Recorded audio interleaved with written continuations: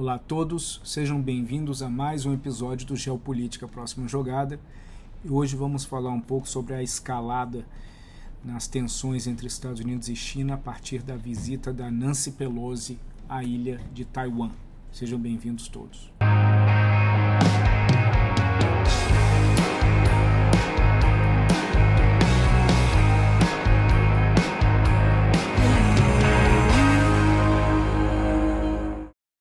Bom, como vocês vêm acompanhando, a visita da Nancy Pelosi em Taiwan deu muito o que falar.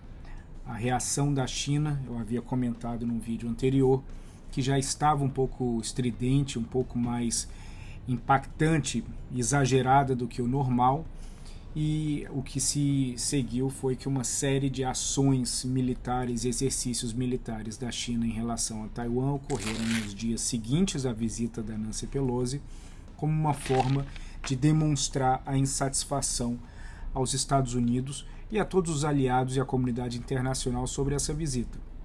A China segue com aquela narrativa de sempre. A China é uma só, indivisível, Taiwan é apenas uma província rebelde, faz parte da China, então não deveria ter essa onda toda ao redor de Taiwan, e muito menos uma provocação ou um estímulo para que Taiwan adote uma postura independente e soberana. Essa é a visão da China.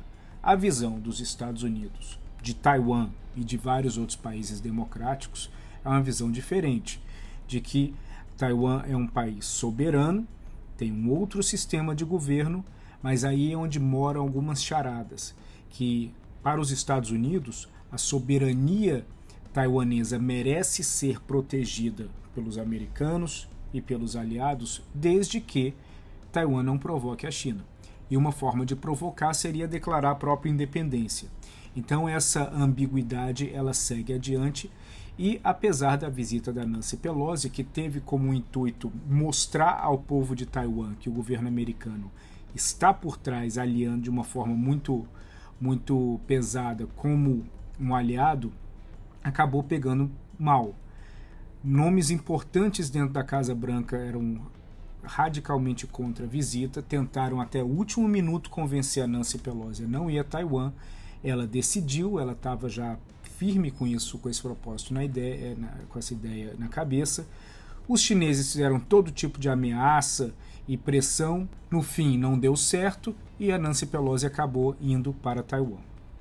Bom, o dia seguinte, depois que ela saiu, nós tivemos uma série de exercícios militares como nós nunca havíamos visto em relação à China a Taiwan, com uma presença maciça da Força Aérea Chinesa, da Marinha Chinesa, fazendo exercícios e simulações de guerra muito realistas, de uma forma a mostrar para os Estados Unidos e para outros países como que seria esse processo de invasão de Taiwan por parte da China. Agora, um ponto interessante disso tudo é que as perguntas começaram a pipocar no mundo inteiro, seja de pessoas curiosas, de pessoas que moram perto de Taiwan ou têm familiares naquela região asiática, de empresários, de jornalistas, de políticos, todo mundo. E aí, vai ter uma guerra ou não vai? A China vai invadir Taiwan ou não vai?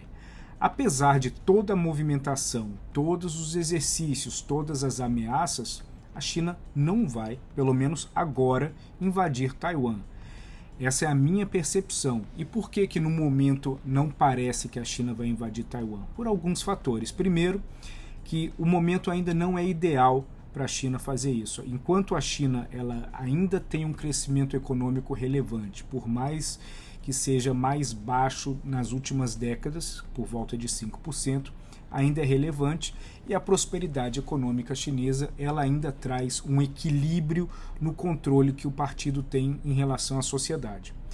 Num processo de invasão, isso levaria a uma situação dramática da economia global, mas também principalmente da economia chinesa. A economia chinesa ela sofreria sanções, talvez não na mesma magnitude como as sanções sofridas pela Rússia, mas o mundo entraria numa condição econômica complexa, que isso aceleraria a uma recessão econômica chinesa e não é o que o partido quer ou precisa nesse exato momento. Além disso, o sul da China, as províncias do sul, elas têm uma relação muito próxima com Taiwan.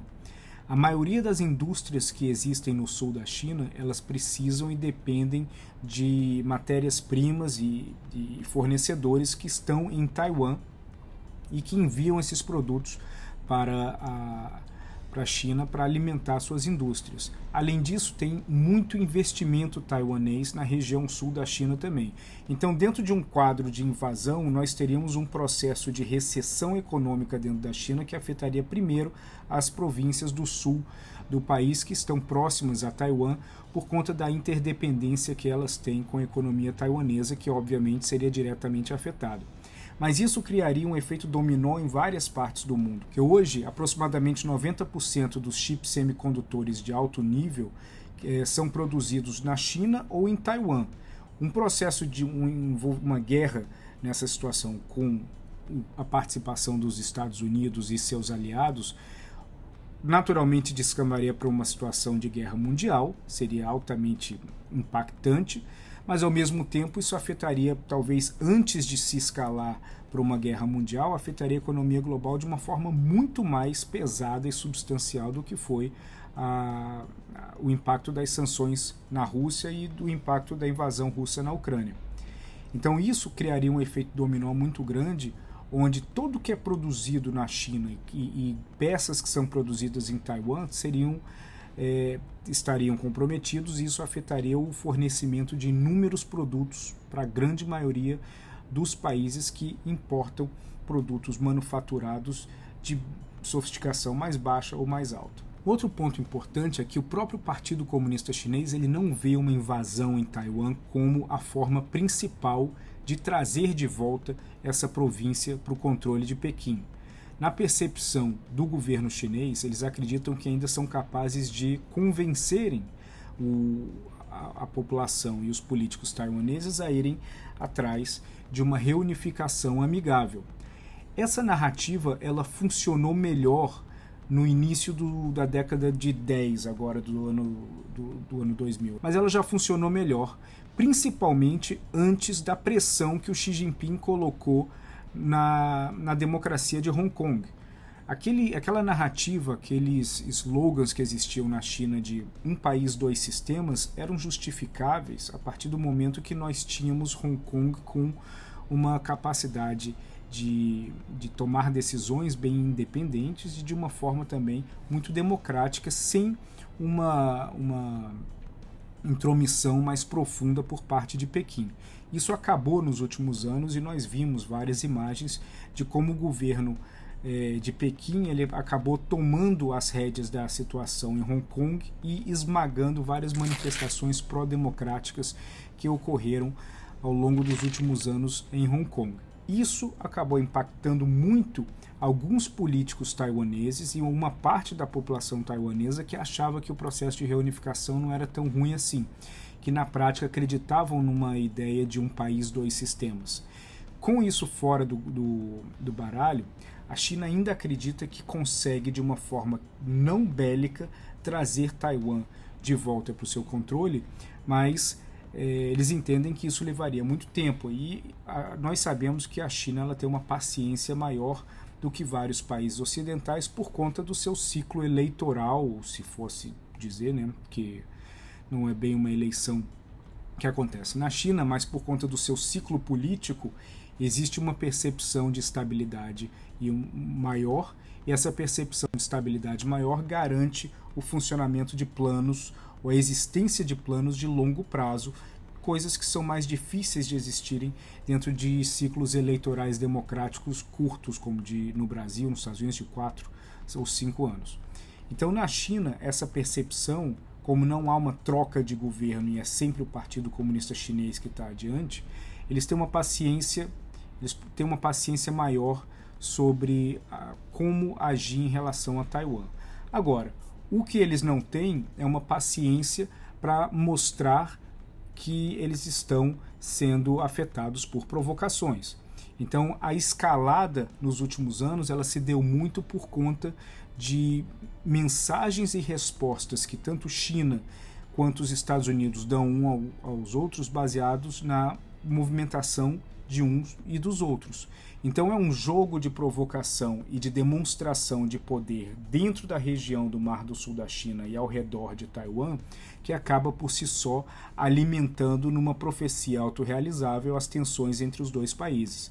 E essas tensões elas acabam sendo mais exacerbadas por conta dos problemas paralelos que nós sabemos, a guerra comercial, a questão dos direitos humanos na província de Xinjiang, questão democrática em Hong Kong, a posição da OTAN em relação à China, o apoio chinês em relação à Rússia na Ucrânia, a expansão de influência chinesa na África, nas ilhas do Pacífico e na América Latina, a posição da Austrália em relação à China, o fortalecimento do Quad, Índia, Austrália, Japão e Estados Unidos em relação à China também e ao Oceano Índico. Então todos esses elementos eles acabam alimentando para que a China perceba e entenda que as ações que ela toma em relação a Taiwan, muitas vezes os exercícios e o povoamento militar daquela região, elas são uma mensagem a todo o pacote do que está ocorrendo